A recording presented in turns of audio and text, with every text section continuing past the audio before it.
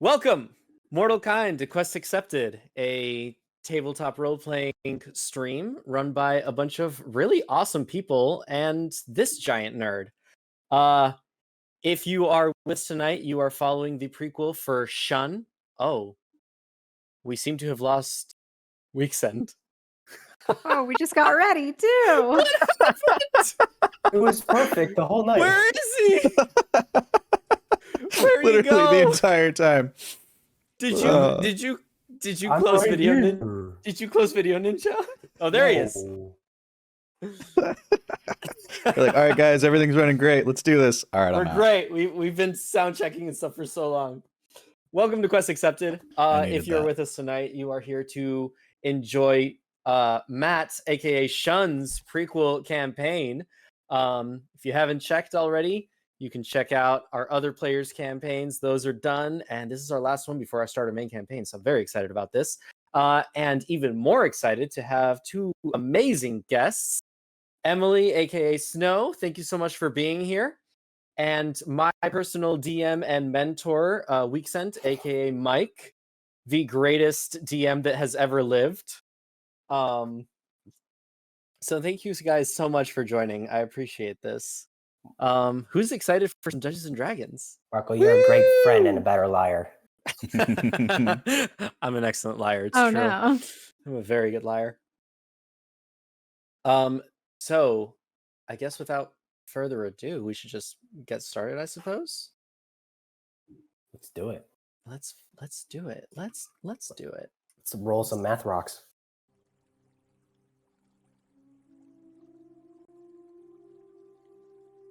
Welcome, mortal kind, to Teslim in the year 5845 AP, or after punishment. It has been about a century since the loss of the Winged Riders, and the world is slowly mending in a new era. Past the harsh desert sun of the cloudless Alskushan skies, we come to the western coast. Here, on the shores of the Ardesian Ocean, Malkiel sits in a tranquil trading settlement to its western neighbors.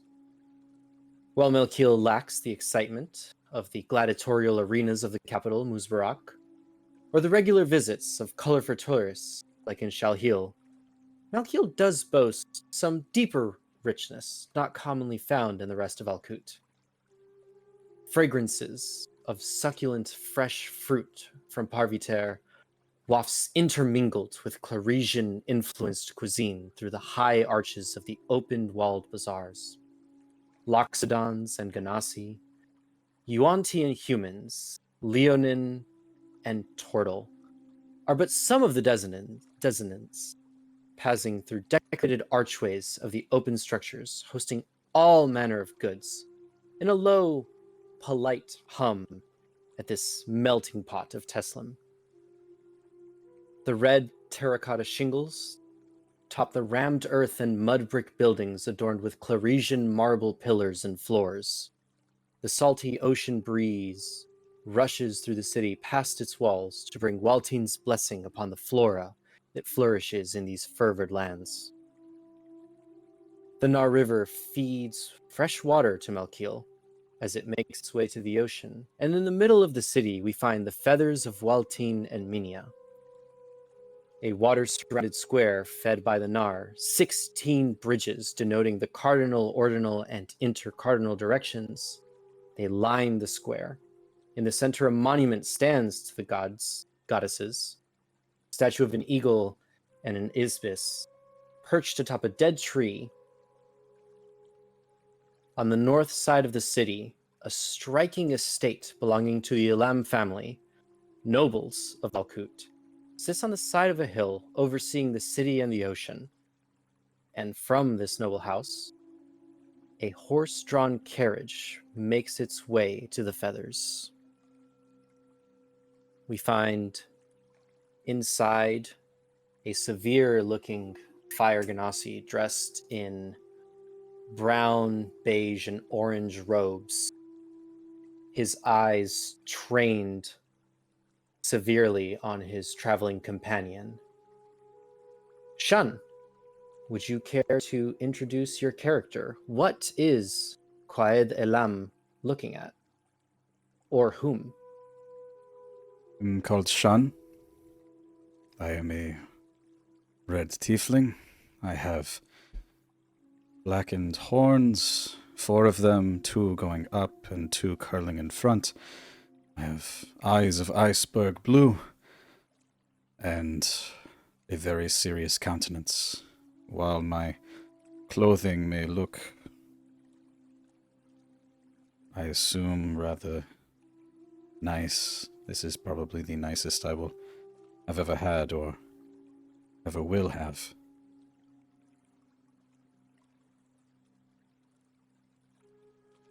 Qaed Elam just stares at you. You feel the manacles on your wrist heavy with the chains that attach to the feet.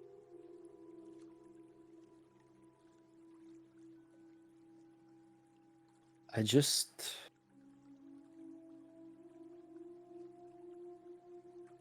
wish you would not put me in this position.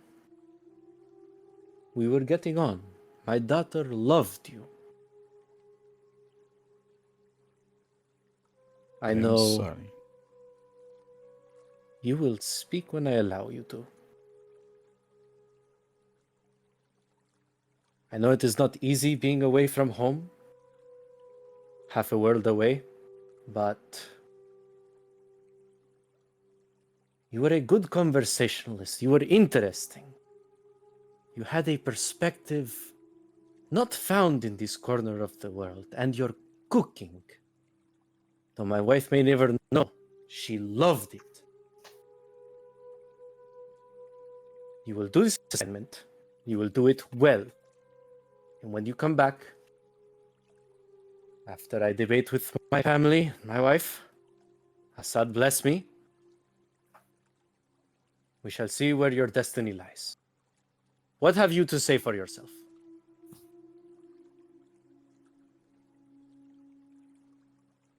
Will do as I am told, Kayet. As always.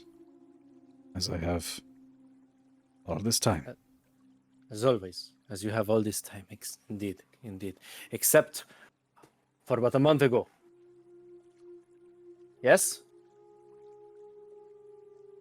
Yes, Kayet. Yes, that is correct.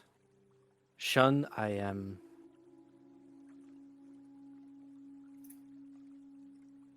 You break my heart. I gave you a roof, a shelter, I let you into my home, near my family, and this is how I am repaid. You could have lived a full life here. Well, you still may. And this will be seen at the end of this assignment. You are lucky your language knowledge is beneficial in this interest to my family. Yes, Kayet.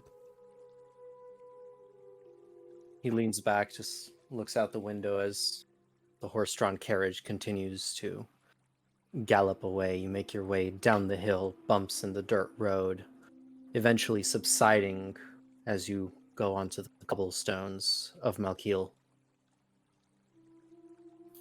Chatter in the city starts to grow a bit, but the silence is far heavier than the noise outside of the carriage. Eventually, the carriage begins to slow as you make your way to the feathers. Outside of the carriage, a few hundred feet away, as it still makes its way, we see 2 other individuals who are in a group of 4. Ustara and Weeksend. Let's go with Ustara first. Would you care to describe your characters?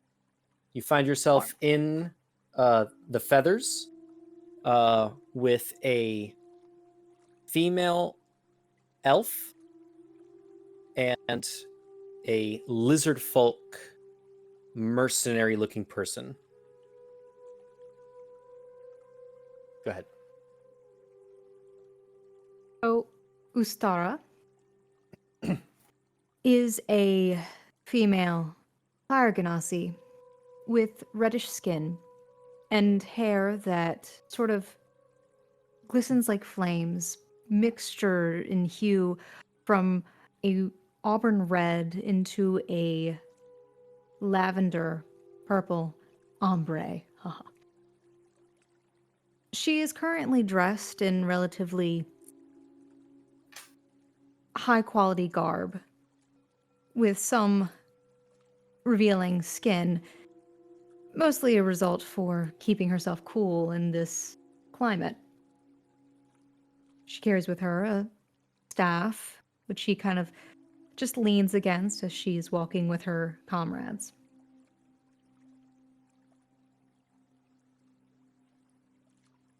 All right, Weeksend. Next to her, you see a person who the only trait he has in common with Ustara is the fact that they both are revealing a lot of skin.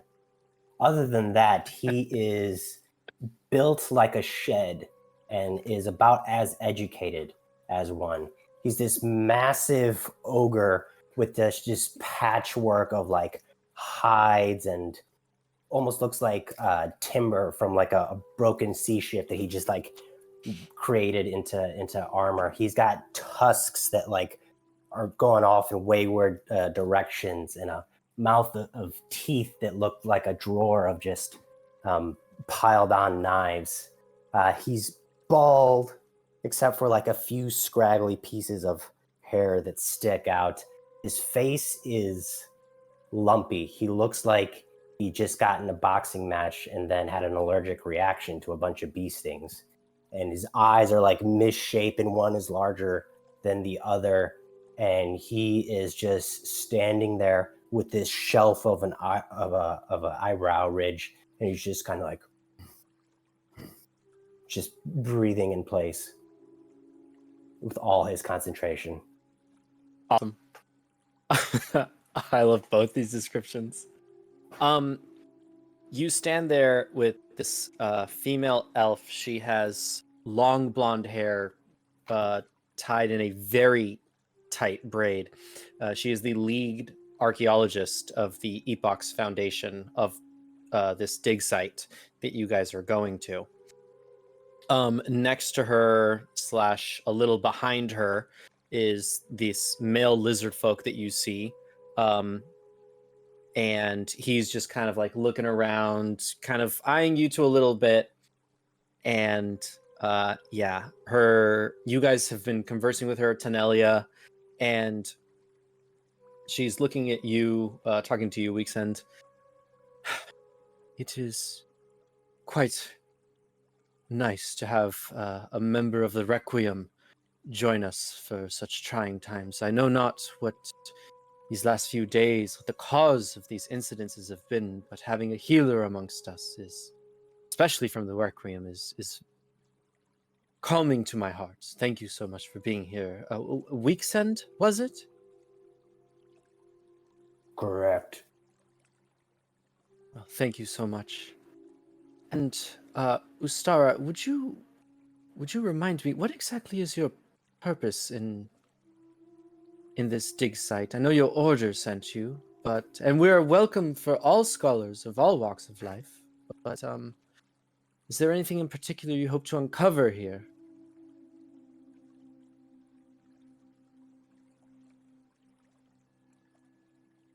I'm just looking into the orders I was given, seeking out some information.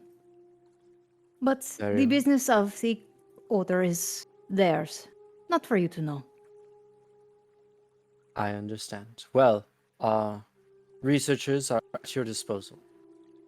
At this point, Shun, your carriage comes to a halt. Elan looks at you. He just opens the door and steps out. Looks around. Shun, come. Yes, go ahead.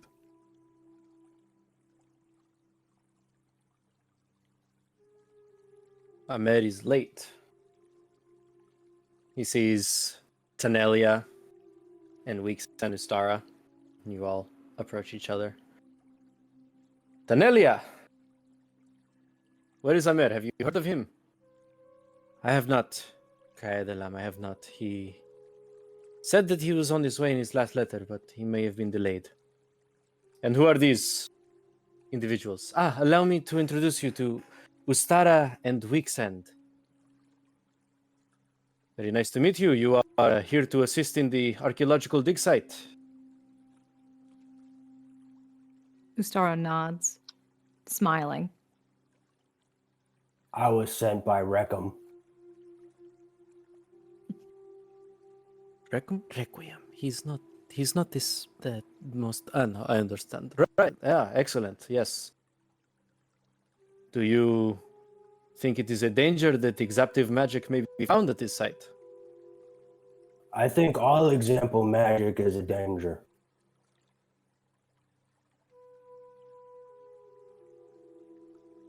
Yes. Yes. Well, wonderful. Is there a problem?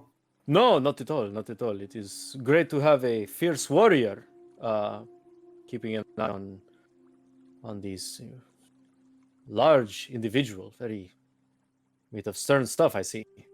Hmm. Fantastic. And Ustara, you are one of the scholars, I presume.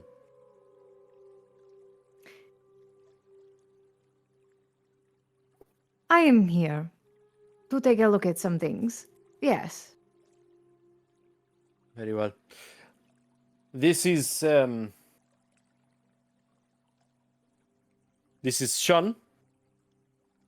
His language knowledge is what Tanelia told me that he could be useful for. He is at your service. Do keep an eye on him. And he takes a key out of his robes and undoes your manacles and the manacles around your feet as well. Takes all the chains off, so wrists and ankles completely free.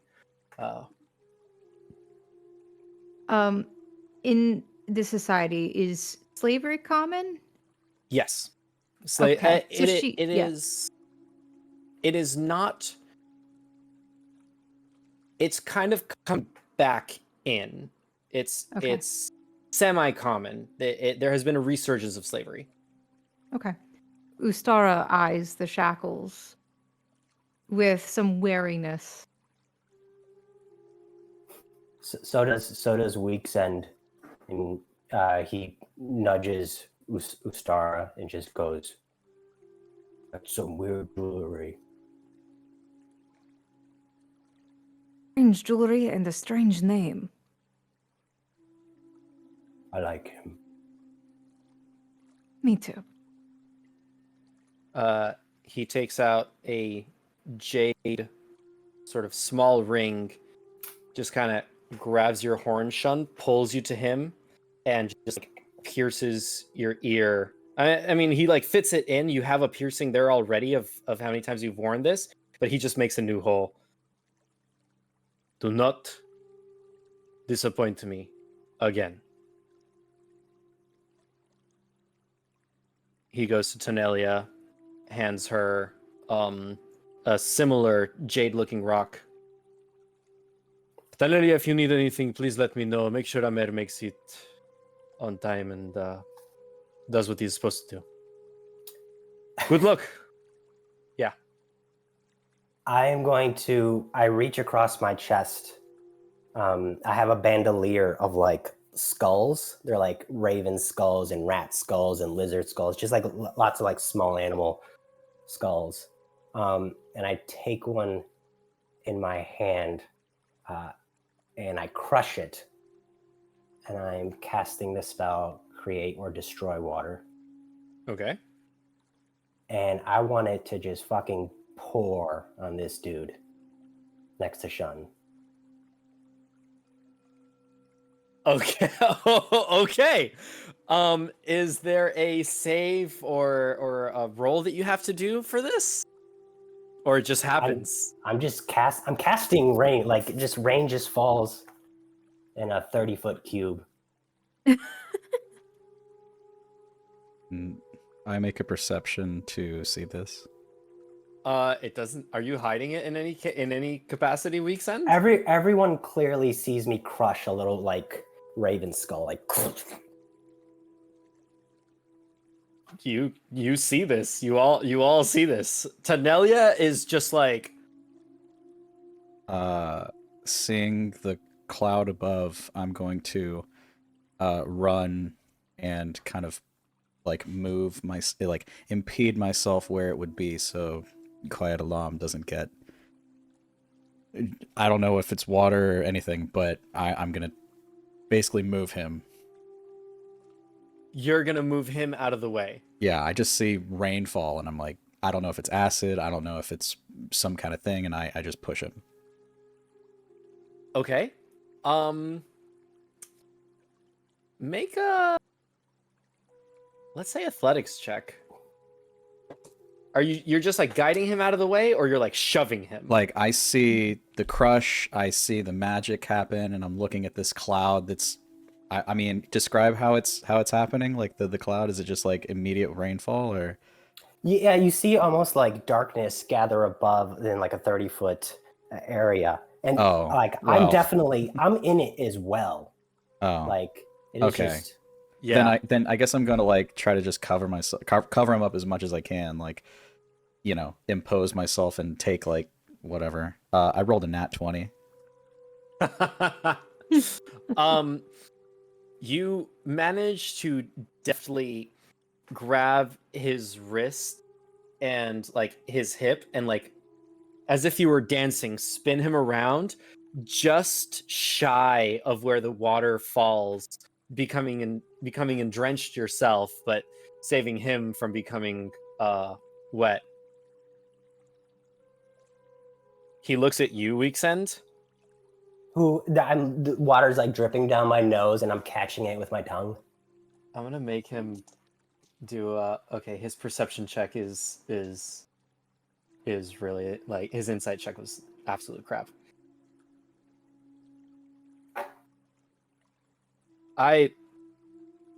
He looks at you, Ustara, as the only other fire ganassi here. I am not actually on fire.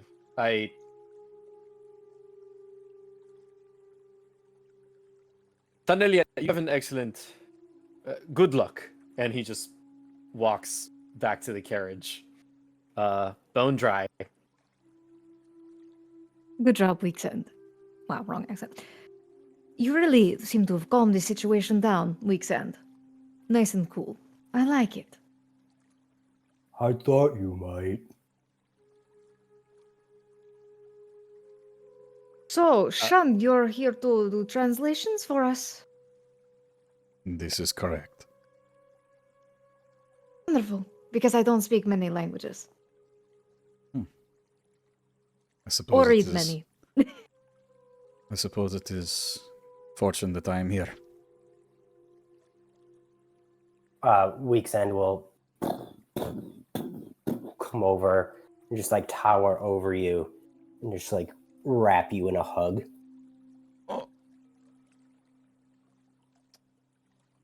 I am uncomfortable, but yet, thank you. And he says, "What do twilight, lollipops, and weeksends have in common?" I do not know. Maybe I'll tell you one day. You think he's gonna get it? I say to Ustara. No, I still haven't got it. Maybe I'll tell you one day. You said that for the past 4 hours. I forget So- things. So I take it you two have just met, or you've known each other for a while. I'm confused here. What is our dynamics? She's my best friend. We met a few hours ago. Yep. He has Understood. adopted me, I've assumed. Oh, I can see the resemblance. Also correct. Yes. I too have a large family.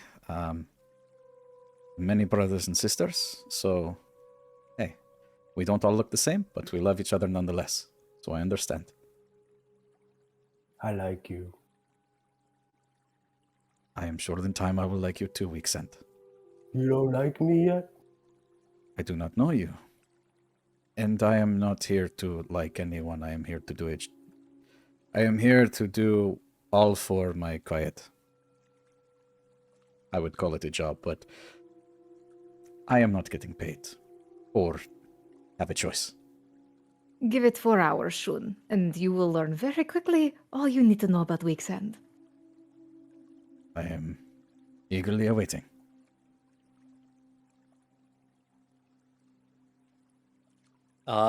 At this point, another carriage pulls up, and the door just like blasts open, and you see this gnome just kind of like fall out, like almost fall, like tripping over himself to get down, and just like putting a hand up, and you see another fire genasi like hold his hand and stand down. He has a cane. He has a long, like fiery beard, but bald on the head. A very striking resemblance to Yusuf Elam. Tanelia, excellent, you are here. And he just kind of like walks, just kind of moving the gnome to the side. I hope my investment is going well. You've researched a lot, found out a lot of interesting things. We are in the process of such. We've actually just gotten our latest recruits, and we are about ready to head out. Fantastic. I love to hear this. Fahim! Come here. Yes, sir. The ledger. Thank you. Oh, my goodness. Good help is hard to find these days, Tanelia. I tell you. Very good. You've been paid this week, yes? We have been paid this week. And these? Who are these? Who are you? Who is this one? And he just like gets up to you, Shun, and just kind of like, you are very interesting looking. Look at this. The Tiefling, the demon people. Yes, I've heard of you. Very interesting. And he like grabs your cheek, like grabs you by the jaw and kind of like moves your head around. So you are Yusuf's pet. Fantastic. And a bright mind I hear as well. Is that fair to say? Shun, I have heard the name. As my quiet says, is so it is, so it is. So it is. Excellent. He like claps you on the shoulder. But not too smart, I have heard. And a couple of mistakes. But that's okay. You will, I'm sure, remedy the situation. Here you go. And he gives you like 5 gold. Just to cheer you up a little bit, make you a little happy. Get yourself something nice to eat before you guys go off to the dig site. I want to make sure my investment is well taken care of, Thank you. You are very welcome, very welcome. And who do we have here? This strapping giant of a man. I stick Who out my might you hand. be? Excellent. His hand is like tiny in yours. You can just like wrap your fingers around his. I want to try and crush it. Make an athletics check, or yeah, make an athletics check. Let's see.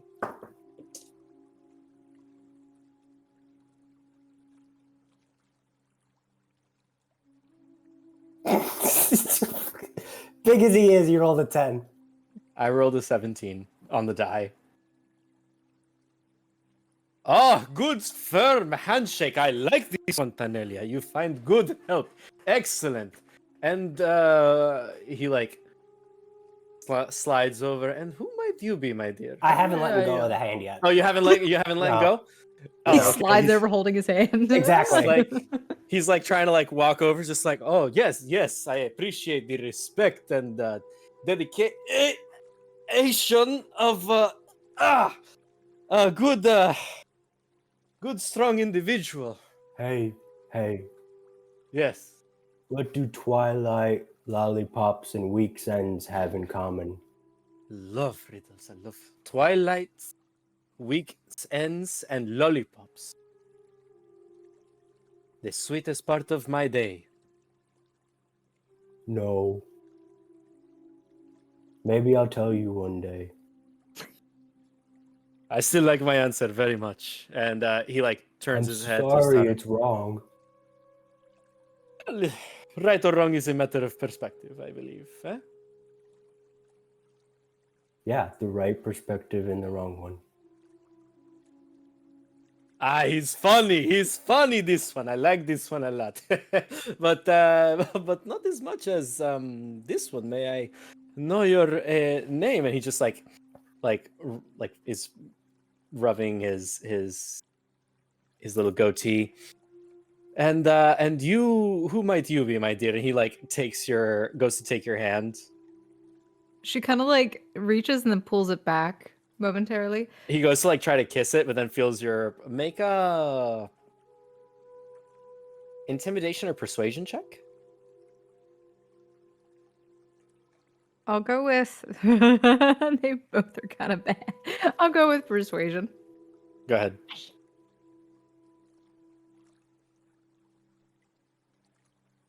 Seven.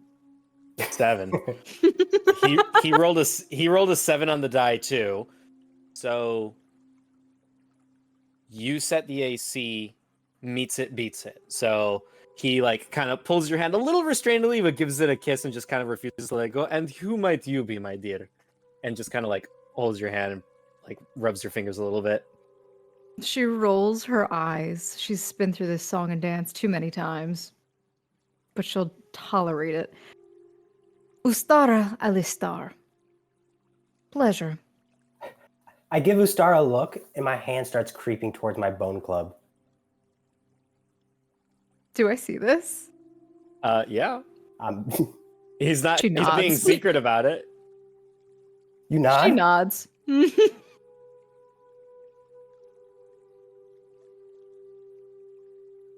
You see him like set up behind him like a batter at plate, and kind of like just a couple warm-up swings.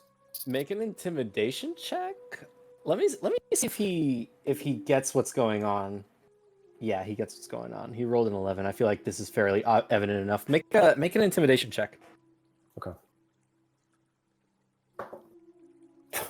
Jesus, I hate this character. 4. Rolling 4 already. No, I love this character. It's great. 4. He kind of like he sees you and kind of like, my apologies. I did not mean to overstep my bounds. Big man, big strong man. I see you take your job very seriously. Excellent. Not too much fraternization, I see.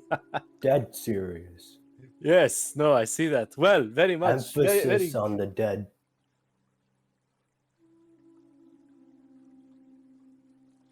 You know, I see his beard kind of grows a little brighter, and his eyes kind of sharpen a little bit, and what are black pupils glow a little like coal red. Well, we wouldn't want to cause any sort of actual deaths, would we? Ah, No. yes, I think not. Danelia, make sure this man gets a bonus. I like him a lot. I like the bunch. I like all of you. Fine. Sweet, I'm getting more bones. Yes, indeed. Fahim, come, Fahim. Ensure that these people are well taken care of. Okay, go buy lunch. Go get lunch. Go get something to eat. Go get something to eat. And he takes Tanelia by the arm. Now, allow me to tell me just what is going on with the dig site. What is this murdering I hear? And she starts to tell him, and like you can see, like her shoulders are just stiff and just like not enjoying this at all. At that, the lizard folk that's been keeping an eye on her kind of rolls his eyes, comes to you guys. Right. So,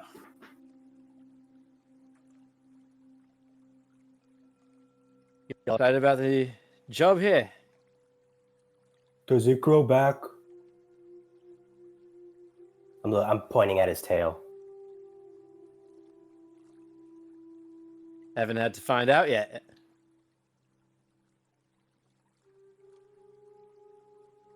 Hey, what do Twilight, Lollipops, and Weeksends have in common?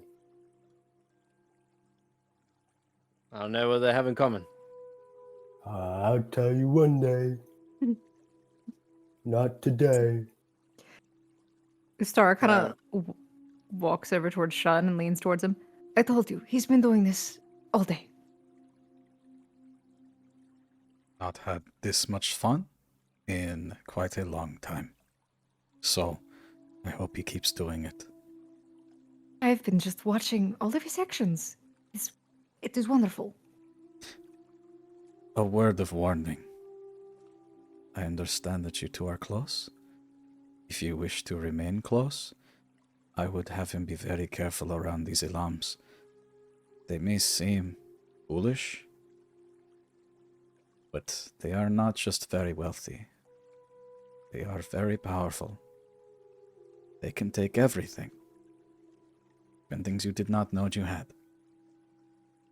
So, while the fun and games, for your happiness, be careful.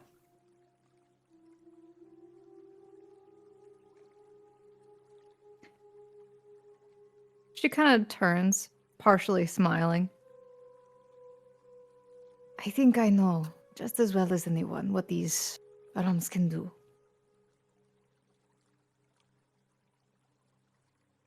But yes, I suppose we should probably get to actual work. Well, I'm glad somebody said it. So, name's Krusk. My men, Muden and Slate, are at the dig site. I'm in charge of security. So, is there anything that I need to know about any of you that'll make my job either easier or harder?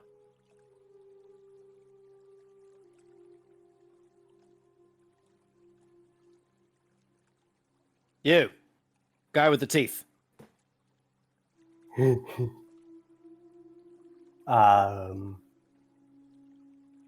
If I die, it's okay.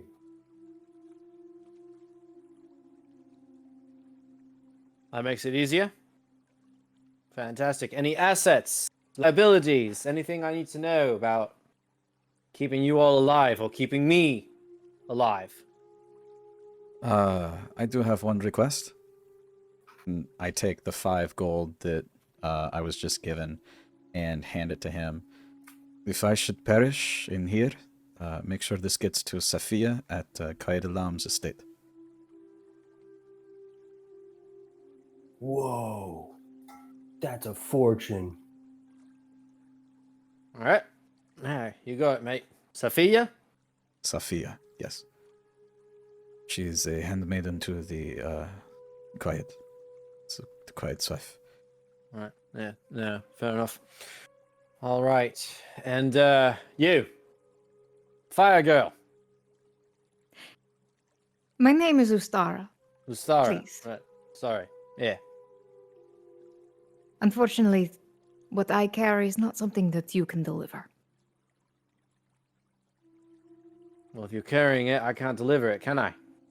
No, and I don't think you could anyway. So, I cannot die. I can. Great. Can as One well. that's willing to die and one that can't die. Makes my life fantastically easy. Love this. All right. I think he misunderstood what I said, and never mind. Well, you Never said- mind. Just continue. You said you can't. No. You said you can't die. No, I don't. I No? think there's a misunderstanding of I don't want to die. You don't want to die. Well, that's Exactly. good. I don't think anyone wants to die. Huh? So that works out for all of us. So, I know why they are here. I know why I am here. Why are you here? Security and protection for the lead archaeologist primarily. Muden and Slate are general protection. And that's basically all we care about. We know that there's been a few incidents, bandits, seems like. They've messed with the dig site, taking some artifacts. Looks like they're trying to get something to make a pretty penny, eh? Make a copper or two. But you, translator man, and Miss Education over here, my job's to make sure that you guys are safe as well. And that's pretty much it. Yeah, we got called in a few days ago. Not been quiet for a few days, but it should be fine. But yeah, I'll go run interference to Neely. It looks like she's reaching about her limit. I So have one more question for you. yeah, If there are bandits and those who would wish us ill harm, I know I am but a slave and I am here to translate, but I would feel more comfortable with even the rustiest of daggers or something to protect myself. Is this amenable, or can you not provide this? you've not been given any weapons. I have literally been told what to do most of my life, and everything has been taken from me. I came here with shackles, and I have been taken those. I have this cool ring that makes me not be able to leave. No, I do not have weapons. He's gonna just try to straight punch you in the face. That's a nat 1. I'm just how gonna, Roll. I'm just how gonna do take it. you're gonna take it? I'm just gonna stand and take it. Roll an insight check. 15. Plus. Let me get there. 16. 16. You see that he's testing your abilities to see if you're good enough to have a weapon. So it's kind of telegraphed. He rolled a nat 1. How do you prevent it? I'll move just slightly enough to have it graze. To like where it's not like straight in my face, but like, you know, still hits, Okay. but not as much. Roll a deception check.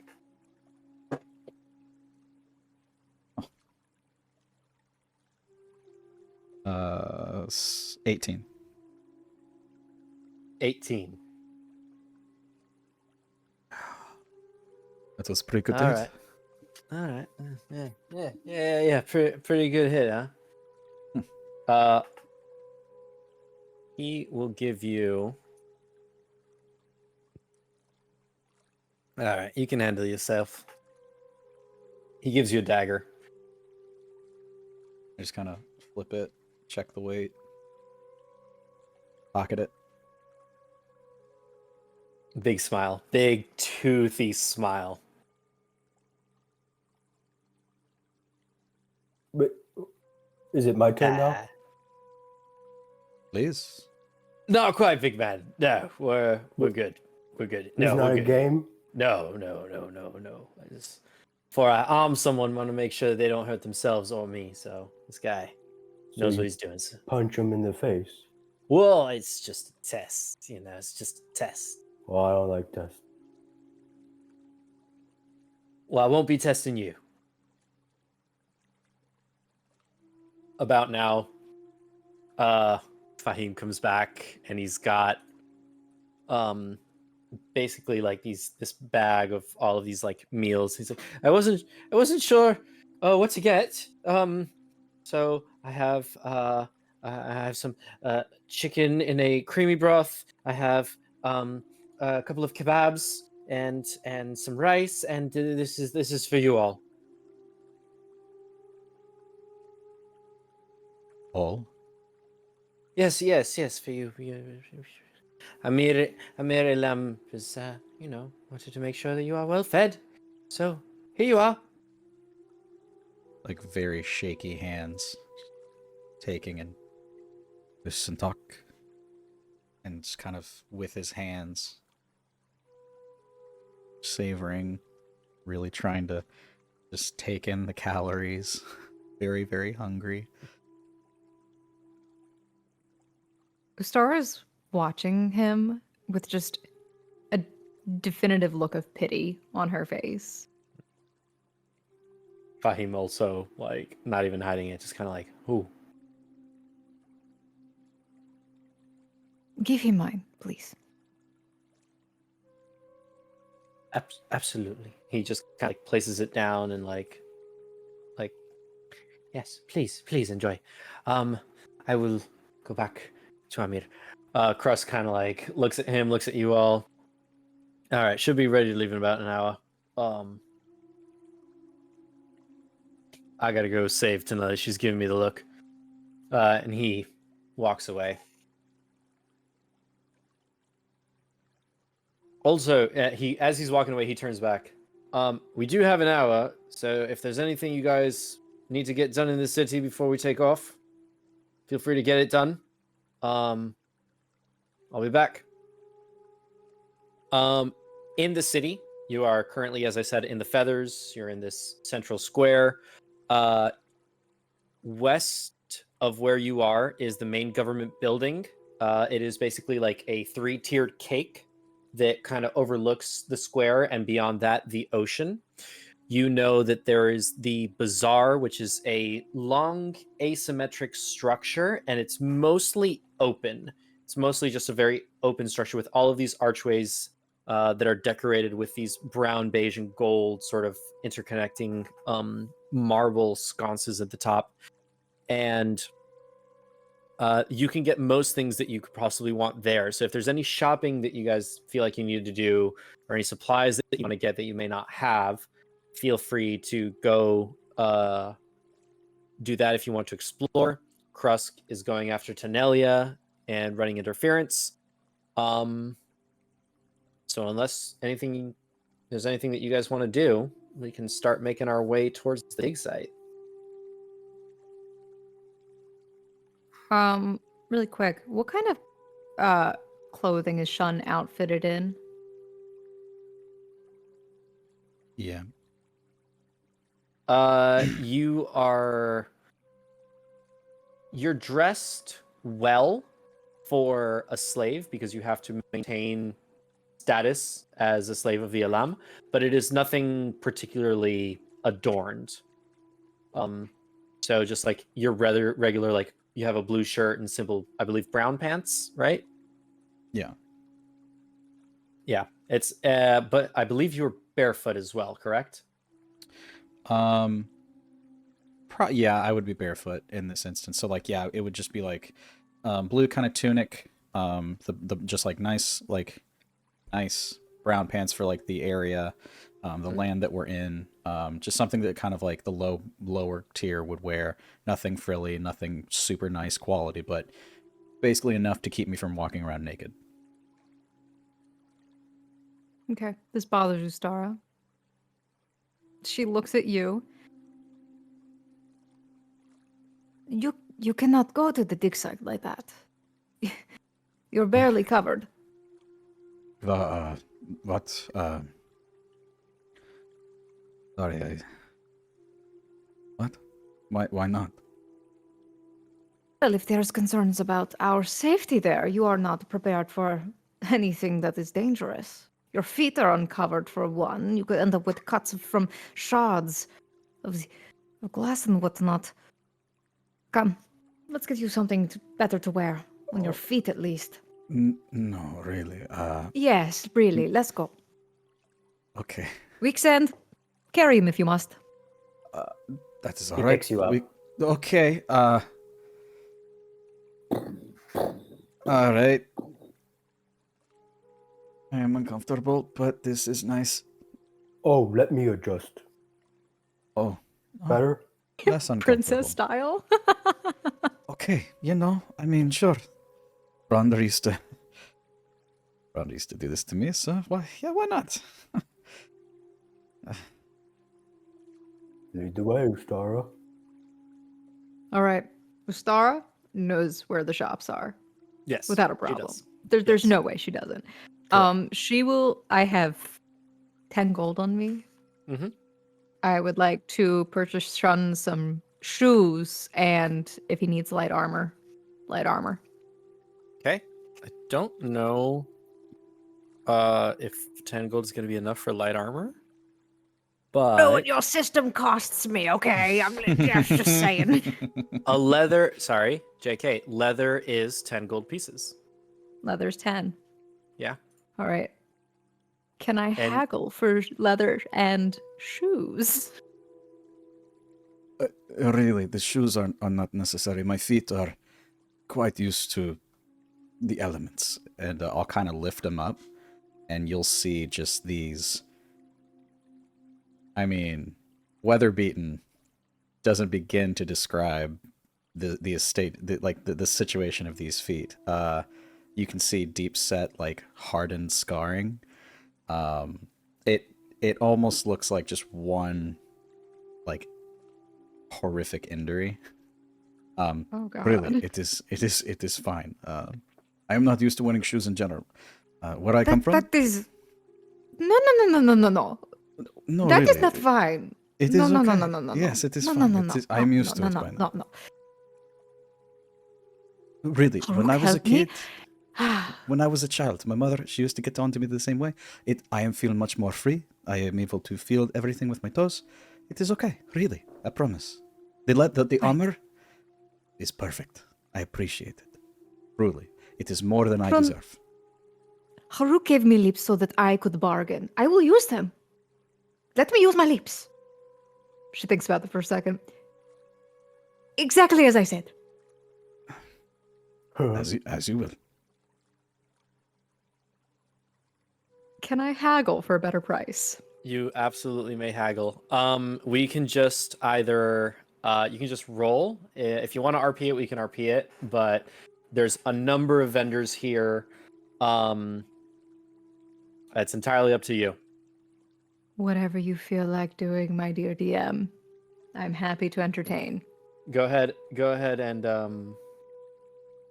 let's say, okay, so you guys make your way off in the distance a little bit. You guys make your way to the bazaar. The low hum of a busy-ish shopping area is. Sorry, just setting the mood. There we go. Is prominent throughout the air. You see mostly food vendors, some trinkets here and there. You do see a young Leonin, a Leonin cub, if you will. Just oh wait, is this not working? Why is this not working? That's not working. That's okay. Just put this back on. See a Leonin cub, kind of like tanning leathers, doing like making sure that like everything is good, cutting out. Actually, by now the leathers have been tanned, so he's cutting out. And yes, what can I do for you?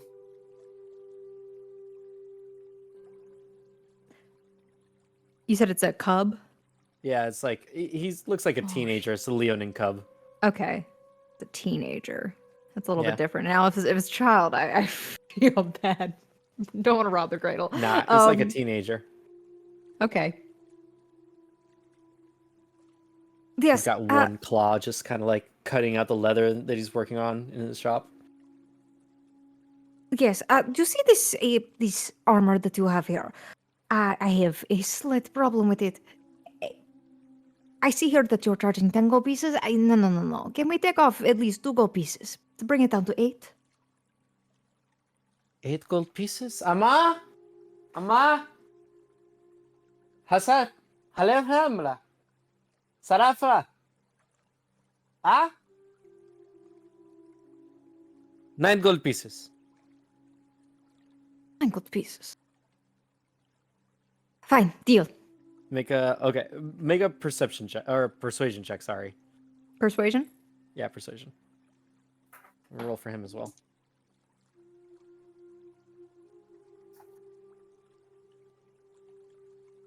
All right, that rolls a 19 with my -1, my charisma, 19. so which is an 18.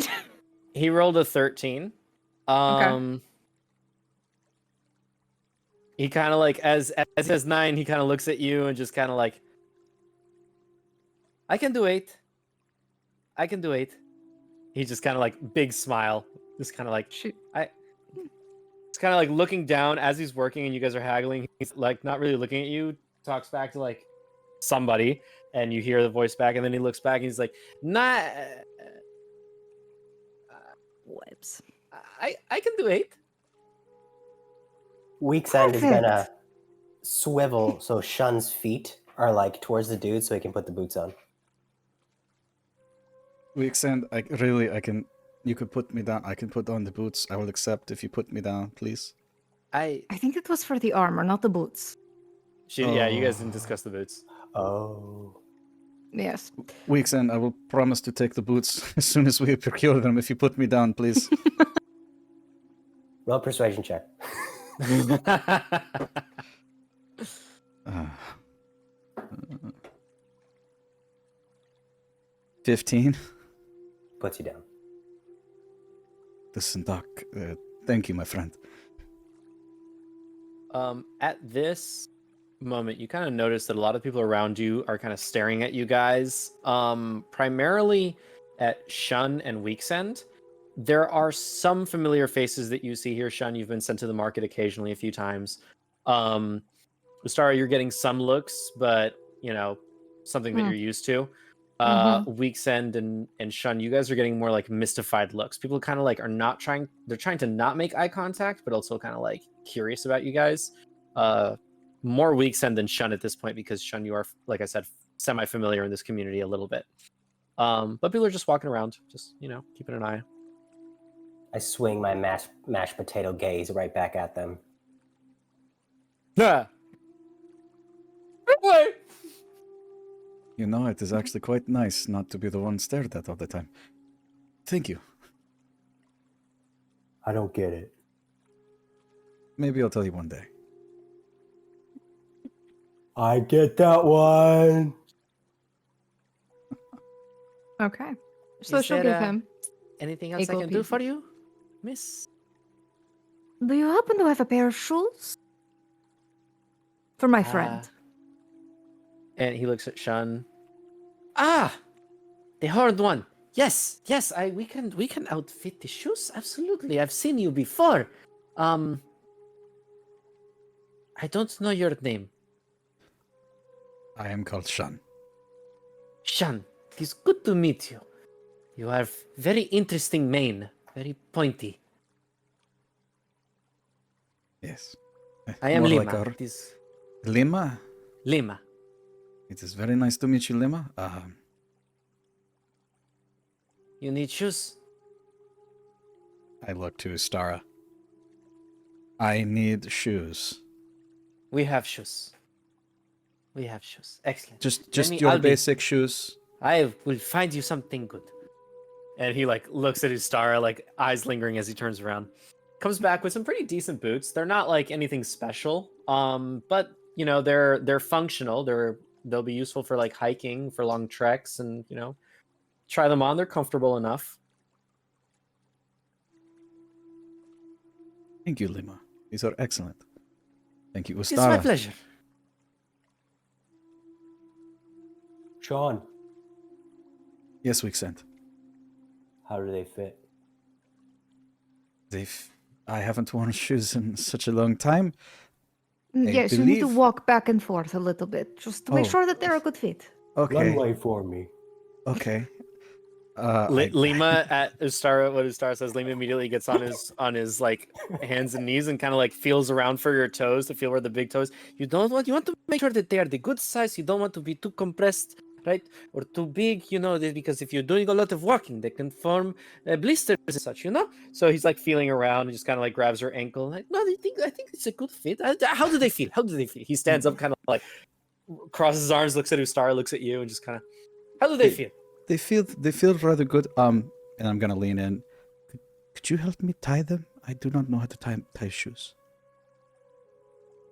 I got you. Thank you. And he's just like, now these are very tricky because you need to loop them around with these the aglets here, you see the belts here, you see, and so I forget the names, but there you go. And so it like goes like halfway up your shin, and then the best technique to make sure that they stay on your feet, because many people they just do the loop and it does not work in very strenuous circumstances. So what you do, and he just like goes, you take this all the way down on the once they are crossed all the way down on the other side, you bring it around, and then the other one, the long one, around your calf, yes, around all the way, and he shows you like this like knot. And the best thing about this is you just and I nudge immediately Ustara. comes I'm like, I don't like math. She just pauses for a second. She wasn't expecting that at all. I don't. This. Shun, Yes, Weeksend. how's the arch support? Ustara, what's arch support? What is our support? No, your foot has the rounded part in the middle, and it goes like this. Oh, I don't think I have that anymore. Oh no. It will it will We come gotta back. get you some arch support. Okay, let me show you one more time. He does the thing again. It's like, all right, now you try. Okay. Make a straight intelligence check. At very low DC. Here comes the math. All right. Just straight intelligence. Yeah, just straight intelligence. 17. 17? Yeah. No, easily. Like, this is So a very I good take it- snug fit. Protects your ankles. You got it. Yep, exactly. Yep, you got it. See, that was... I am nothing but a quick learner. I see that very well. Well, it is finally a pleasure to finally make your acquaintance. Shun, Ustara, very nice to meet you. And Weeksend, I heard that correct? You did, my friend. Excellent. Is there anything else I can do for you all? Lima, can Yes. I'm gonna kind of get real close, even closer than asking him to tie my shoes. Could I get you to forward a message? Message? Of what kind? You are familiar with the Lady Ilham's Yes. handmaiden, Sophia, yes? Yes. I'm familiar with Sophia. Will you let her know that John is alive and well, and will be to her soon? Yes. I think I can get the message across. Okay, I have nothing to give you, but my appreciation and that I will owe you greatly. You're quite all right, my friend. Maybe, and he like steps back from you guys and kind of like, maybe whatever it is that you are all doing is, well, I can invite some of you, looks at Ustara, out to dinner at some point, maybe. Just, a good dinner? sale for excellent people. A dinner. I will cook. Oh, I will cook us a bountiful cook. feast. Ama! Star looks at Weeksend, who's like has hand behind. She goes, shakes her head, no. His head's like turned. Yes, that would be fantastic. Yes, no. Do what you need to do. I am here most days. And I will see what I can do about that, my friend. Listen, talk. Thank you very much. Assad bless you. You know Assad to be the main deity of the Kintran religion, the lion god and the warrior king god of the Kintran pantheon. Gesundheit. Sure. All right. Well, thank you very much for coming. If there's anything else, I am at your service. She'll pat Lima on the head before she kind of turns and walks away with the group. Make a perception check. Sure.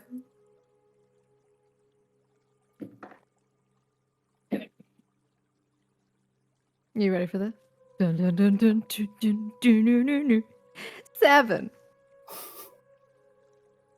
Yeah, you just pat his head and walk away, trying to not make eye contact with him. You and know just- he's watching. he feels a little emasculated from a pat on the head, but he's like, all right. He's just That's like, the most contact he's ever gonna get. Yeah. Oh, I give him a big hug before we leave. That's the second most contact he's ever had. Yes, it's very pleasant, very great to help you out. In his ear with just like thick, hot, sweaty breath. Twilight, lollipops, and weekends. Okay, Maybe one day I'll tell you. okay. Oh,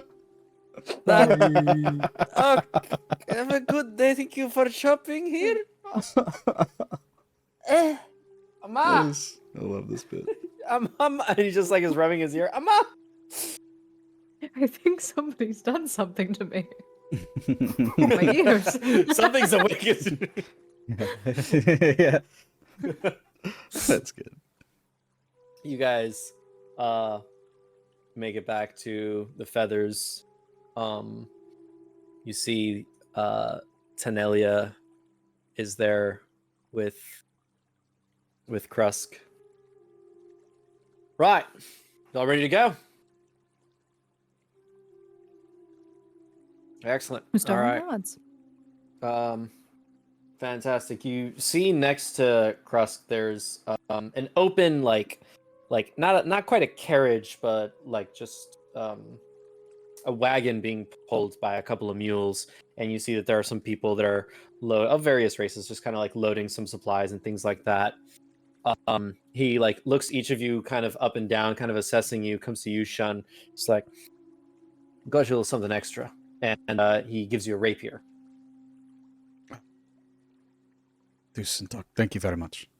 And I have the brains of the operation over here, the translator getting hurt, so make sure it's personal protection, eh? Do anything out of line, I'll take the rapier back, and your hands with it, alright? Noted. Excellent. Alright, so let's get a move on, eh? So you all hop on, you begin to depart, and that is where we will take our break. Woo! Oh, Thank you very much for following with us for now. We'll be right back.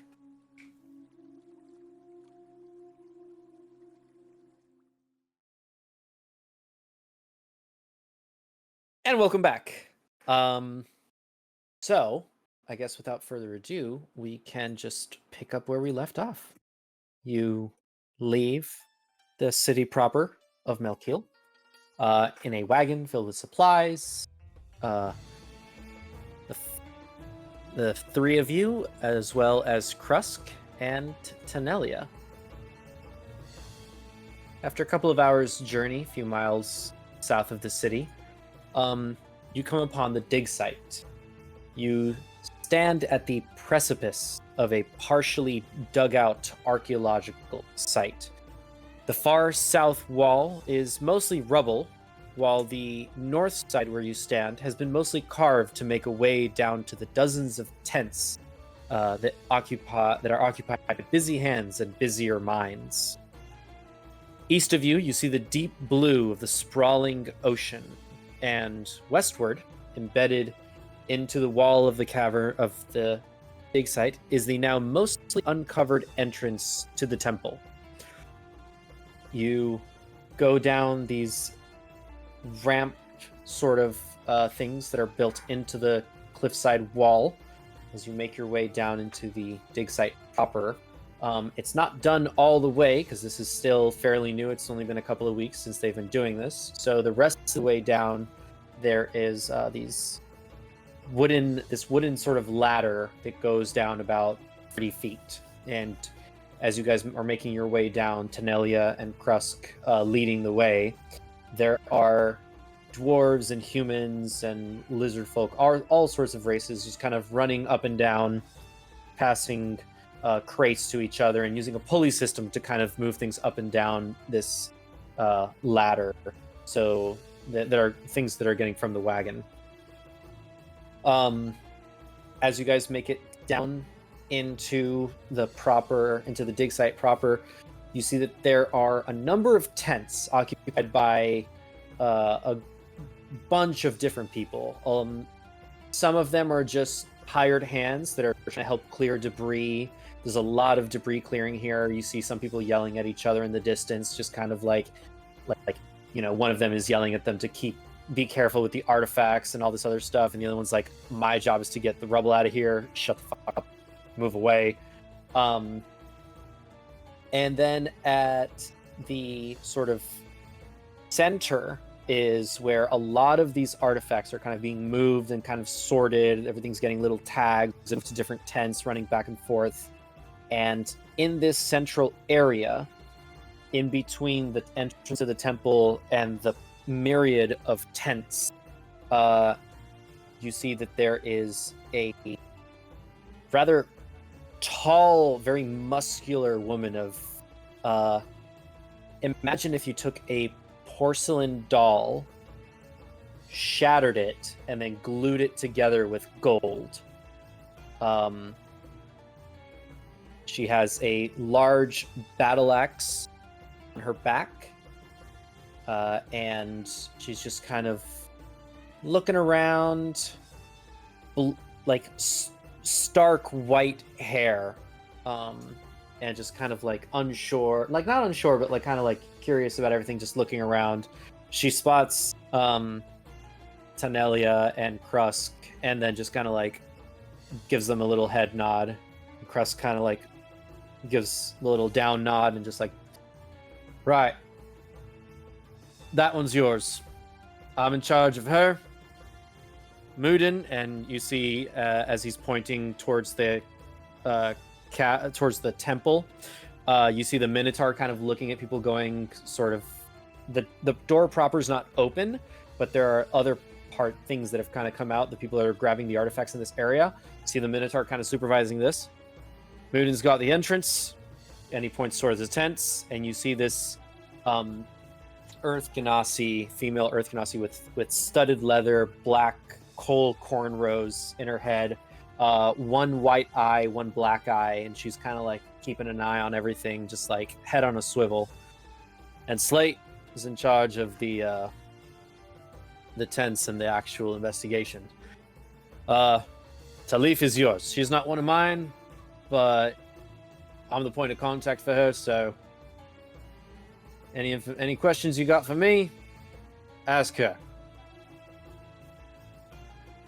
Right, good luck. Have fun. Enjoy. Don't break anything. And don't break yourselves, because that'll cause me paperwork, and I don't like that. Of course. Did he say, was it the large woman he was pointing to was Talif?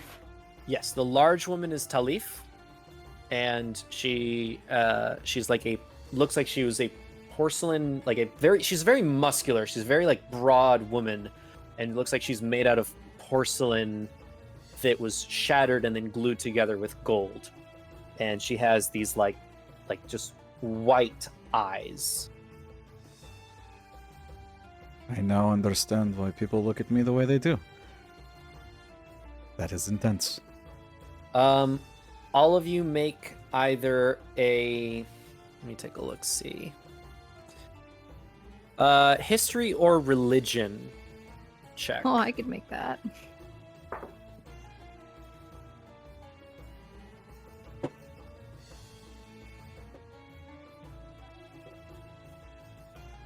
Nine. Also 9.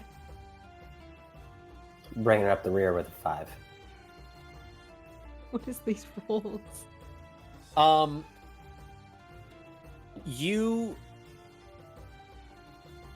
say with a 9, Shun, just because of you being a tiefling, and Ustara, your history, your roles. You guys do recognize Talif to be an Aasimar, kind of the counterpart to a tiefling, being of celestial descent and heritage. Weeksend, you think she's a doll that came to life, a porcelain doll that came to life, was broken and somehow brought to life. Oh my god. I want one. What was that Weeksend? What do you want? A doll. Oh, Are you pointing to that lady over there? No, Weeksend. She's in Asamir. Tomar, I don't like say it. Bless It's you. the word. This is what I'm saying. Bless me. Weeksend, if as far as I know, you know how I look like me? The devil man? I don't get She's it. my opposite. She's angel.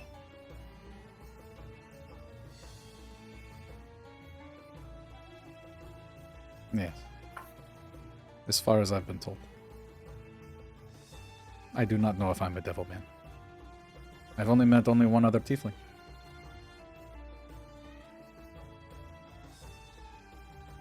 I don't know what you are, other than a great man.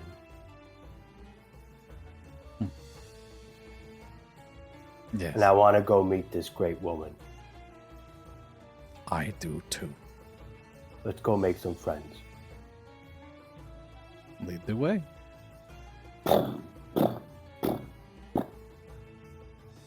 You guys descend into the most hollowed out portion of the dig site. And you approach Talif. She has her arms crossed, kind of like, doesn't really like look like turn towards you guys, and just kind of looks at each of you. Locks eyes with you, Shun. You're the translator? I am. Great. She turns around, starts walking towards the temple entrance. Ah. Introductions later, I suppose. And I will follow. She kind of comes to a stop, puts her hands on her hips. Let's see. Oh. Right. Talif. It's nice to meet you, or whatever. What's your guys' names? I am called Shun. I'm Ustara Elistar. What do Twilight, Lollipops, and Weeksend, that's my name, have in common? What do they have in common?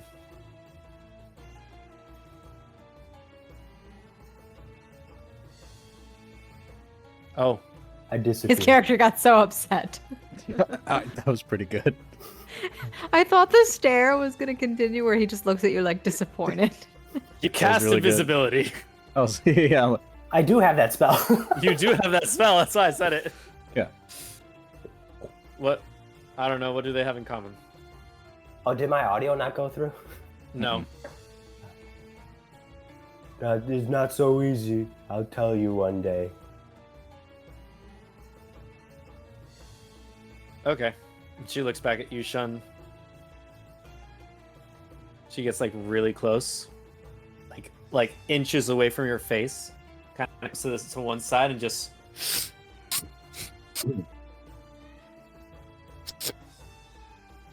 Huh. Not as foul as the other ones. All right. Right. Okay. Yeah. I'm Talif. Good to meet you. I'm here to take care of you, but also find some answers. My boss, mentor, needs me to find out what this is all about. Earthquake happened, not on any faults that we know of, so it's really odd that this occurred. But I need some help with this. Now, and she like turns around, and looks at the main entrance. There's this script here, at least we think it's script. Looks like it may have been damaged from the earthquake, we're not sure. And I cannot make out what any of this is. Nobody seems to know what it is. Shun, you approach. It is a form of infernal that you are able to read. Some of the words, the exact meaning is kind of lost on you, but this is what you see. That's what the script says, verbatim. We hold these truths to be self-evident. I'm just kidding. I know this one. Shit, wrong speech. Wrong speech. 1 second.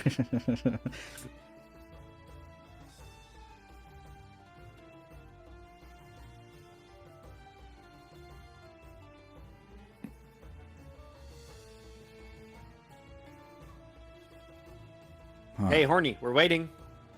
It looks to be a riddle.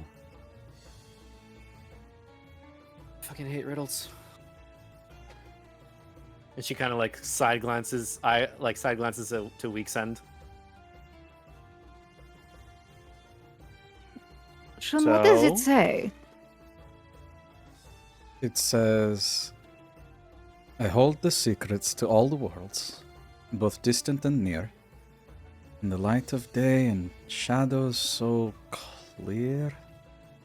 My teeth do not bite, my tongue never speaks, but I can unlock secrets that silence keeps. What am I, dear traveler, that you must seek?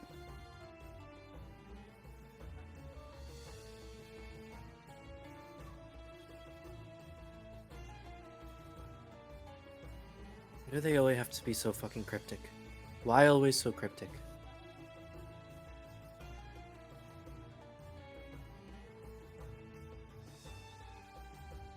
Any guesses? All the secrets to all the worlds, both distant and near. In the Where light did you of day, find this? shadows so clear.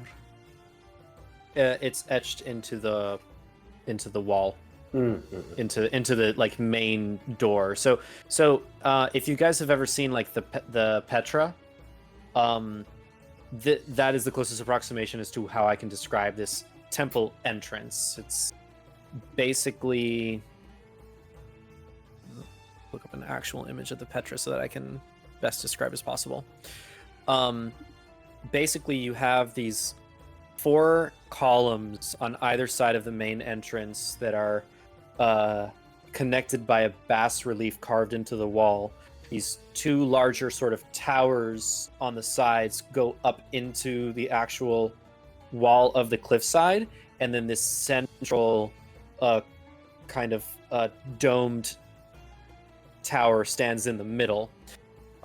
In the bas relief, what you do see at the what you see in the relief is you see a feathered wing on one side and a leathery wing on the other side, and in the center there is an arc with a single like central like dot in the middle, and at the top of the dome of the middle central tower you see a straight line, like almost like 2 lines of a triangle that are at the top and a dot in between that.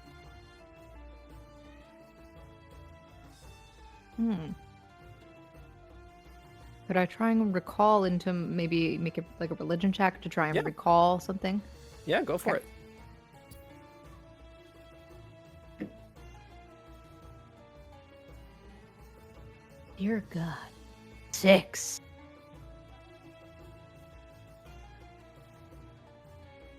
There is something familiar of these symbols. They are quite ancient, and there is a universality to them, where you know that a lot of pantheons across the world kind of have these symbols in some representation or another. The curved arch and then the pointed arch with a circle at the bottom, but you can't quite recall what they mean. Could be the wind for all I know. Teeth and tongues, revealing and seeking. Mouth but not biting.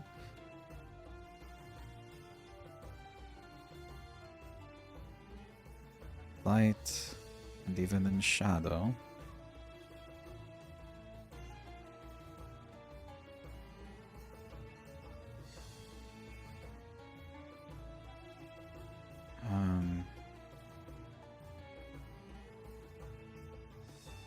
Secrets.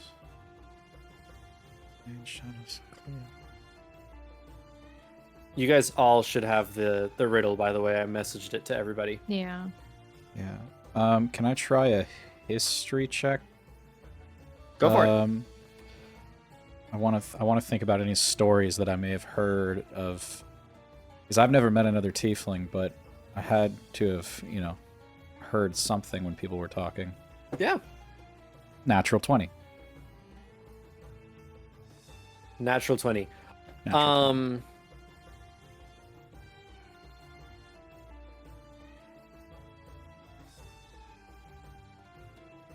This is, I mean, I could just give you the answer to the riddle on a nat 20, or I could give you like a hint. Give me a hint. All right. Leave the option open if I need it. yeah, the option is open for you if you need it. This is, there is a duality here.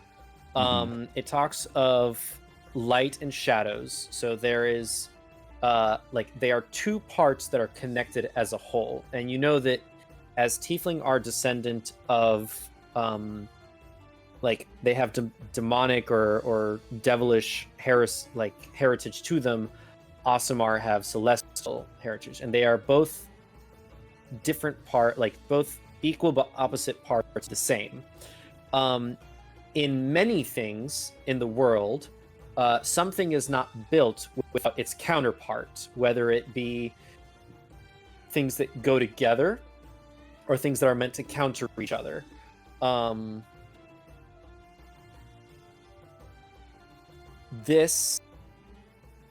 What you can gather from this riddle based on that is that light does not play a factor. And yeah, I feel like that's pretty much what I can give you. This riddle is one half. This is one half of its counterpart. So it would seem that we need to find the other half. You need to find the other half that it is. So I'll give it to you. I'll tell you this way. The first two lines are on one part of the door, and the door has a slit in the middle. And in the middle of the slit at the bottom, the two second lines are on the other half of the door. Then between those, there's this sort of hole, and below that it says, "What am I, dear traveler, that you must seek?"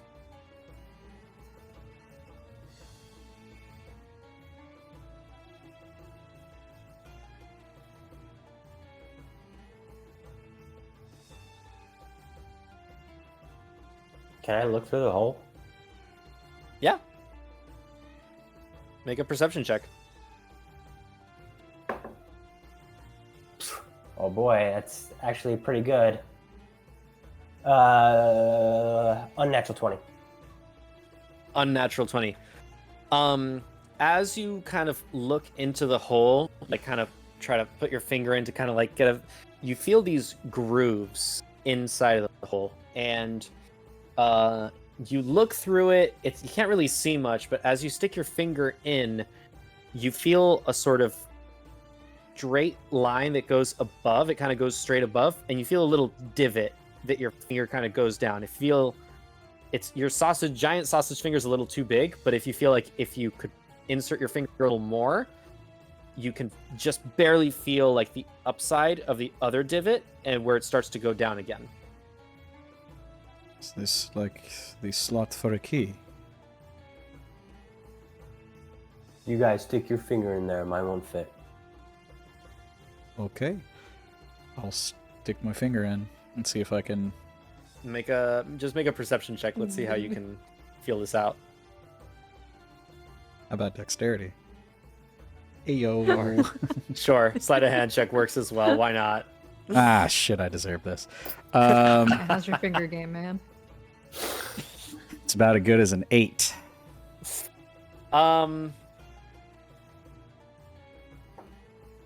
You know how you lost feeling in your feet from working so hard? Well, your hands aren't really much more well taken care of. So a little numbness doesn't really give you a full picture as to what this hole might have in there for you.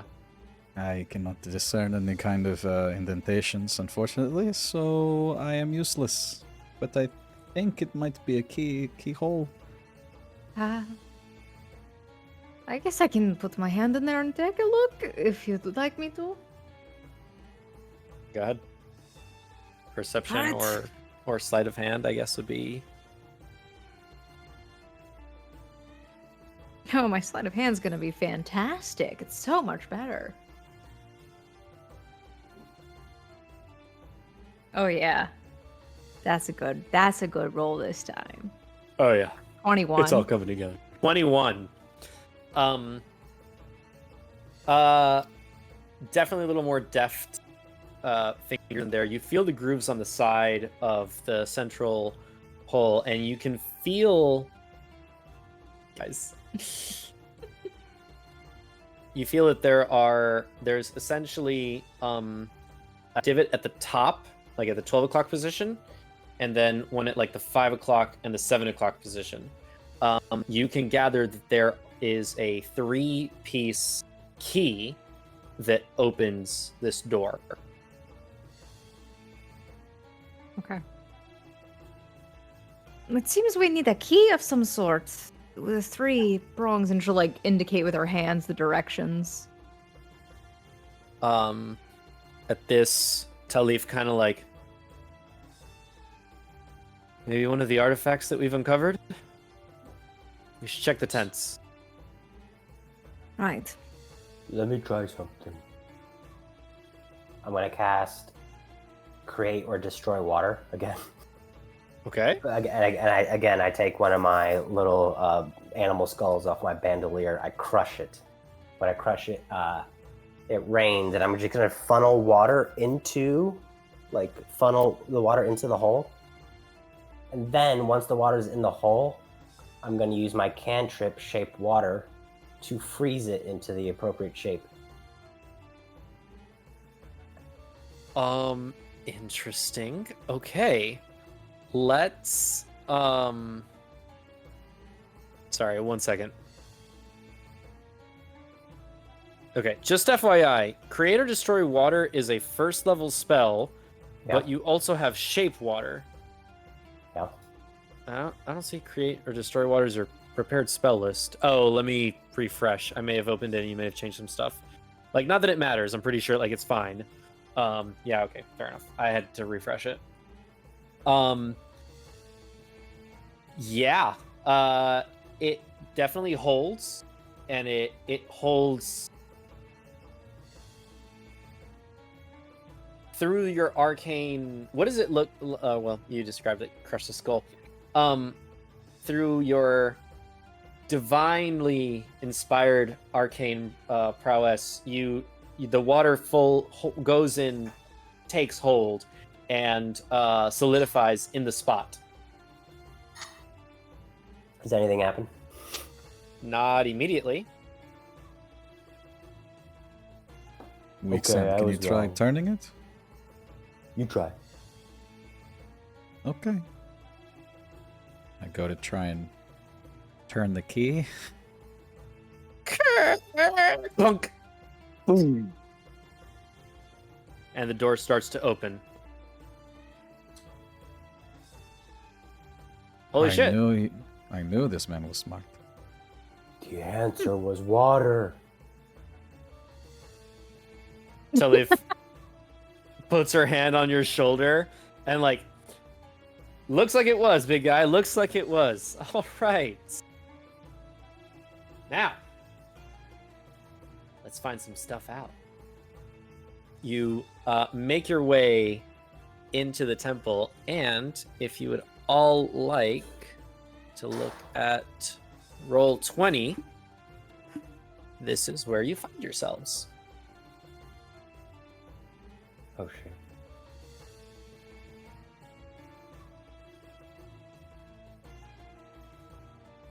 And then I don't have a thing for Talif, but I'll make one for her next time. I'll just find a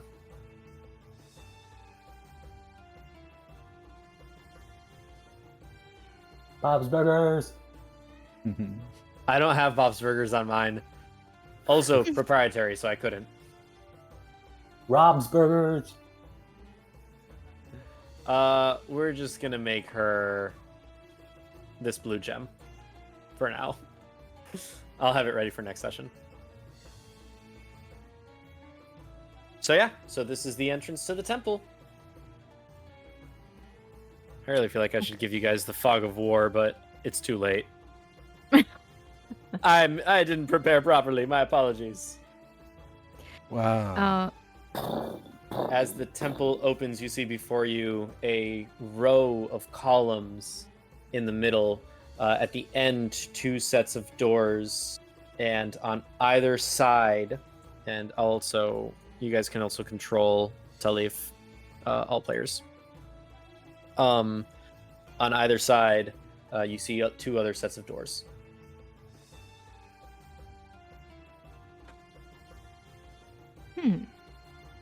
I'd like to look around and see if there's any more infernal. Go ahead and make a perception check. Natural 20. Natural 20. You see on this door on the north side of the temple, there is some infernal there. It is mostly it's a, how to describe this? It's a pledge.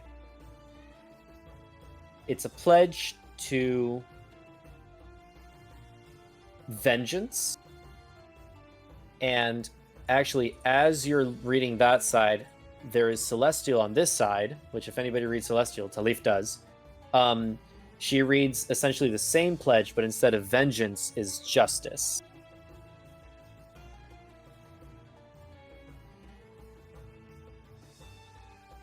It denotes that there is a...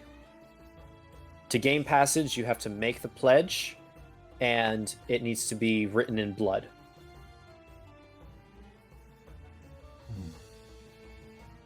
Sean, Yes, Weeksend. what does it say? It is a promise. Asking for blood. Typical god things. Okay, how much? I do not know. Perhaps all of it. Gods are Oh. tricky beings. That's more than I can spare. This is true. As you say, gods are tricky beings. Talif kind of like snorts and kind of like spits on the ground. Gods are fucking disgusting beings. And she starts to make her way deeper into the temple to look at these other doors. Hey, whoa. That's a bit judgmental. She just shakes her head. I tend to concur. Star stays silent at that essential outburst, seeming to contemplate for a moment. And stares at the door, which she can't read, but she stares at it. Oh, Ustara, you are staring intently. Can you too read the runes of the gods? No, but I was thinking that if I stared long and hard enough, maybe it would reveal itself to me. Haruk helped me. I mean, sometimes that is the way things go. I've heard crazier stories.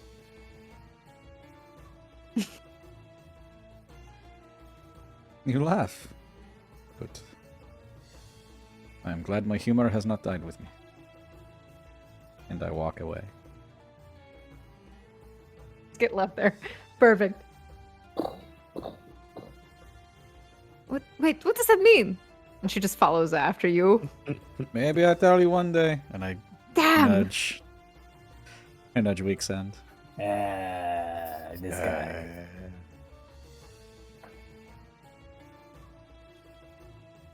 Uh, Before you, there are 2 sets of stone doors. One of them beset with infernal engravings, the one on this side for Talif, and one of them beset with celestial engravings. Long lines of light, feathers falling from the sky, and musical notes. The infernal one has jagged thorns, thorned vines, and cracked volcanic, depicted as volcanic cracked stone, and the door itself looks like it's cracked beyond that.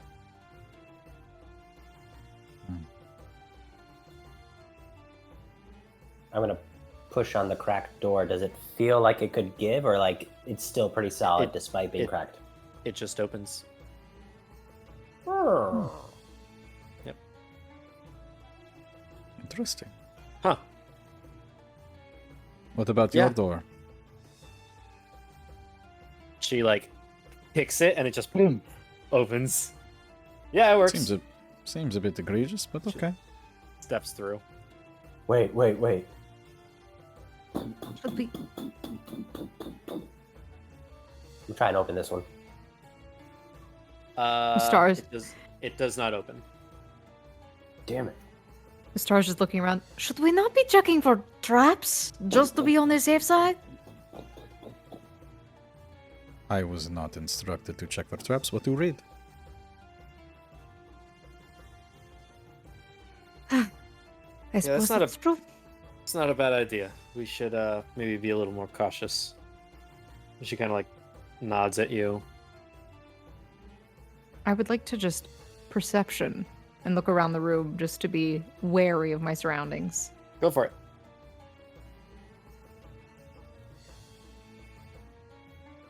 Finally, nothing better roll than it was in the past.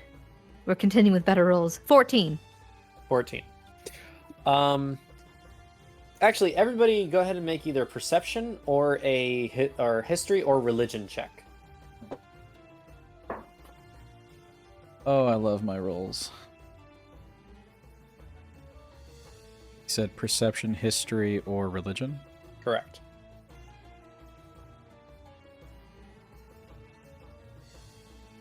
Eighteen perception. 22. History. Okay. All right.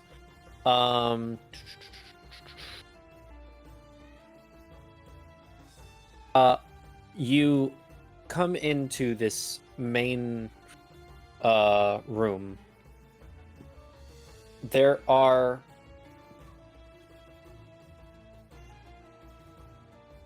these circular stones set within the center. The outside of it has this still water that's been disturbed only by the wind from the newly opened doors. And beyond those, on the north and south side of the temple, to the north you see a statue of Anara, the most ancient, the first goddess, the goddess of all creation, goddess of the ancients, and where all pantheons derive their gods from. To the south, here, you see a shattered statue. You can't quite make it out. I will say, Shun, you rolled a 22. Correct. You recognize, not because of the full image here, but one of the pieces that's broken off to the side. You see essentially a jagged. It looks like a wand of some kind or staff. It's some kind of long and thin stick, but it's jagged and broken and shattered. Now that's how it's depicted in the actual work itself. This piece is intact, but it is depicted as jagged and broken and cracked. You recognize this to be a representation of Katam. Katam is the opposing force to Anara.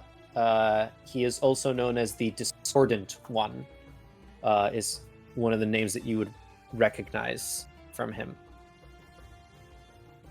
In the central portion of the chamber, you see that there is, in the very, very center here, an orb.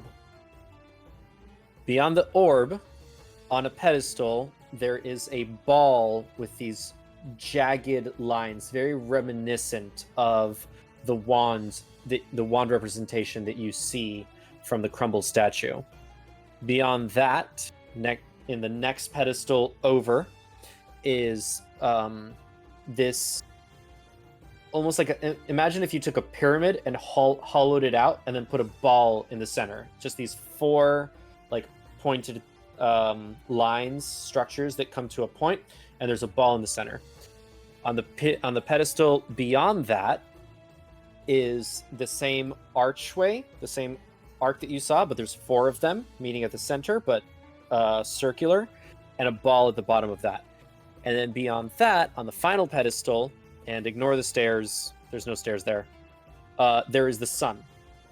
Behind the sun, there is a statue of an armored being with a spear in one hand and chains in the other. And on its chest, there is a writing, which you can all read, or rather, that between Shun and Talif, you guys can make out. And that is what it says.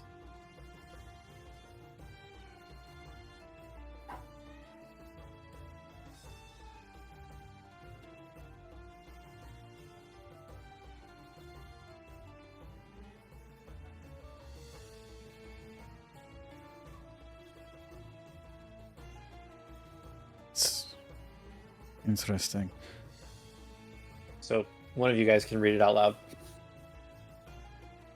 It looks like it says, in honor of Anara, the mother goddess, and her eternal counterpart, Katam the Discordant One, which celestial dance shapes our world.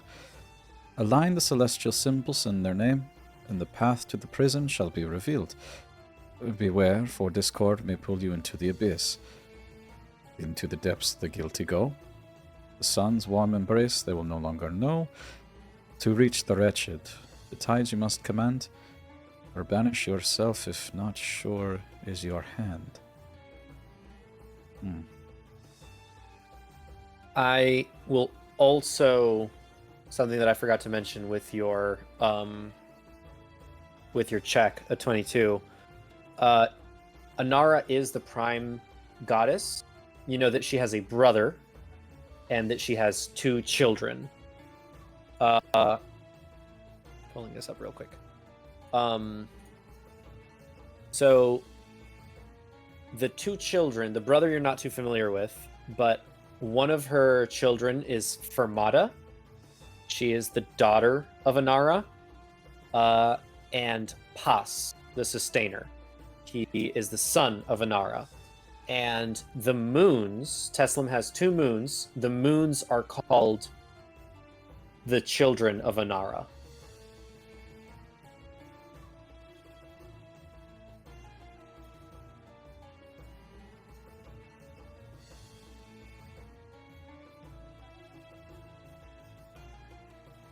This place is interesting. So it seems we're looking for a prison of sorts then.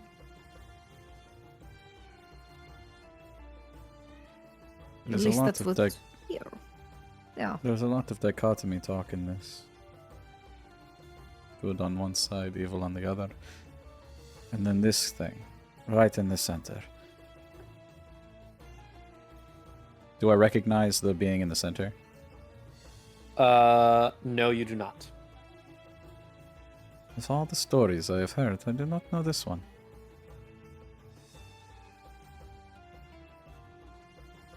Dara see the symbols with her perception of 14. Which symbols? Like, does she see any symbols around? Since she's heard something that just stands out. The objects, the structures that are on the pedestals stand out. I'll say with a perception of 14, you guys can all pretty much figure this out.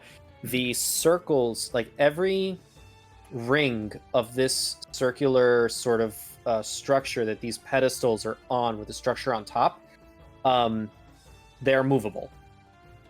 So you can move the rings circularly to place the pedestals where they go. And something I thought, I don't know if I mentioned it or not, but in the very, very center, there is a glass or crystal orb that is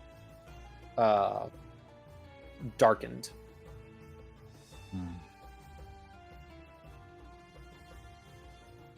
Interesting. So it goes orb, water, ring, ring, ring. No, it goes orb in the center, then ring 1, which has the ball of jagged lines, the pedestal that has the ball of jagged lines on top of that. Ring 2 has the pedestal with the pointy pyramid. one. The ring 3 has a pedestal with a circular one. Ring 4 has the sun, and then water around that. Around that. Yeah. So you guys had to like step over this like small little bridge to get to the ring structure, and then Okay. outside of the ring is the rest of the outside of the water ring is the rest of the temple. Okay. Okay. Ustara will move up to the outer ring, and just attempt to just move it slightly to see what happens. anything The does. outer ring being the sun. Yes. Are just you see moving what it happens. clockwise or counterclockwise? I'll move it clockwise because that just feels right. Clockwise. Okay. It shifts to the like 10 o'clock position. Like 10, 11 o'clock position. Okay. So just that moves. Nothing changes in the room Nothing Okay. changes as of right now. as of right now. All right. Dangerous words. Yet. This. Well, it looks like we can move these. I'm gonna move this Okay. one here, if I can. You can. Broken Nothing to happens. broken to broken. Stays broken.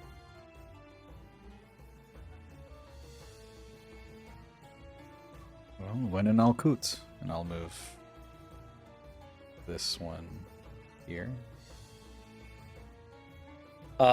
As you move it to that 12 o'clock position, it faintly, for a moment, it's like it shifts from like 9 o'clock to about 10 or 11 for a moment, and then you got to shove it again to go to 12.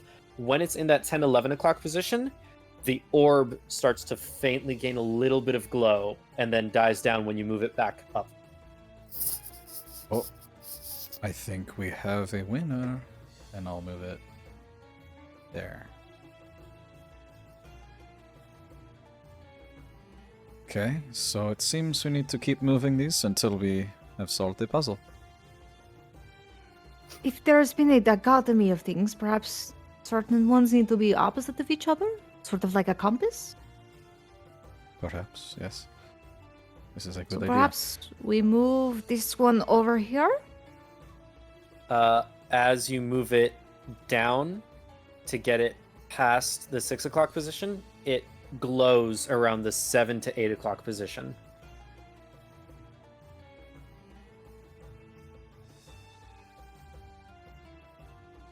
So then, right. So it Here? glows around like, yeah, around there. So right where it was? The orb glows a little more. Well, not exactly where it was. It actually it Just would be, slightly movement. Yeah. Okay. Yeah, it'd be there. Because I tried to organize it as best I could for it to go on the rings. There's a give you way to do guidance. a ring, but it's difficult. Yeah, it was a challenge, but yeah. So This is great, buddy. Trying. Yeah, so We- that happens. Weeksend, try moving yours a little bit more. Okay.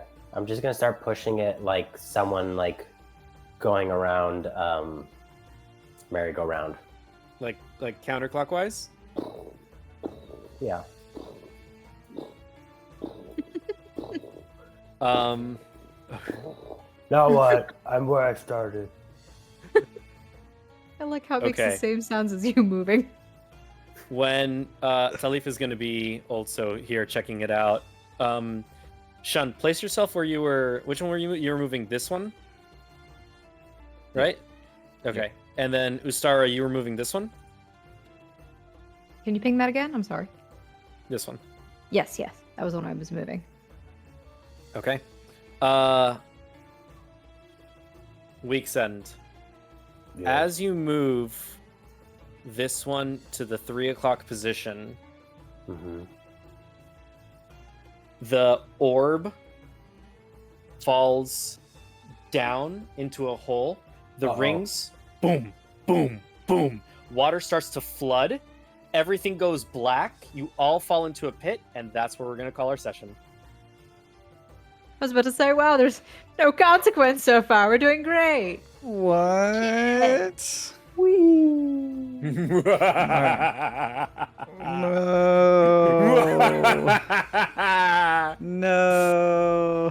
Thank you all very much for joining us tonight. If you are following us with Patreon or whatever subscription service we may have, join us into the next episode to see whether they all die or what happens next. Good night, everybody. Bye.